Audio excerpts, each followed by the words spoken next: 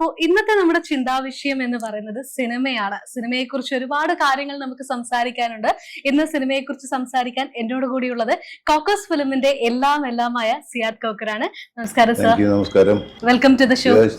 Okay, so സിനിമയിലെ പ്രൊഡ്യൂസറിന്റെ role ഏത് രീതിയിലാണ്, എത്രത്തോളാണ് എന്ന് സംസാരിക്കുന്നതിനോടൊപ്പം തന്നെ ഇപ്പൊ നമ്മൾ മലയാള സിനിമ എടുക്കുകയാണെങ്കിൽ വളർച്ചയും തളർച്ചയും ഒക്കെ ഫേസ് ചെയ്തുകൊണ്ടിരിക്കുകയാണ് മലയാള സിനിമ. അപ്പൊ പലപ്പോഴും നമ്മൾ ബോക്സ് ഓഫീസിൽ ഹിറ്റ് ആയിക്കൊണ്ടിരിക്കുന്ന ഫിലിംസ് എന്നൊക്കെ പറയുമ്പോഴും പ്രൊഡ്യൂസേഴ്സിന്റെ ഭാഗത്തുനിന്ന് വളരെ വലിയൊരു പരാജയം അല്ലെങ്കിൽ നമുക്ക് ലോസ് ഉണ്ടായിക്കൊണ്ടിരിക്കുകയാണ് എന്ന് അവർ പറയുന്ന ആ ഒരു വീക്ഷണം ഉണ്ടല്ലോ, ആ ഒരു സ്റ്റേറ്റ്മെന്റ്, അതിനെ എങ്ങനെയാണ് വീക്ഷിക്കുന്നത്? അല്ല, ഞാൻ പറയുന്നതെന്ന് വെച്ചാല് ഇങ്ങനെ ഒരു ട്രാജഡി എന്ന് തന്നെ ഞാൻ പറയുള്ളൂ മലയാള സിനിമക്ക് ഉണ്ടായിട്ടില്ല ഇത്രയും വർഷത്തിന്റെ ഇടയിൽ. ഏകദേശം 100 വർഷത്തോളം കഴിഞ്ഞു മലയാള സിനിമയുടെ ചരിത്രം പറയുകയാണെങ്കിൽ.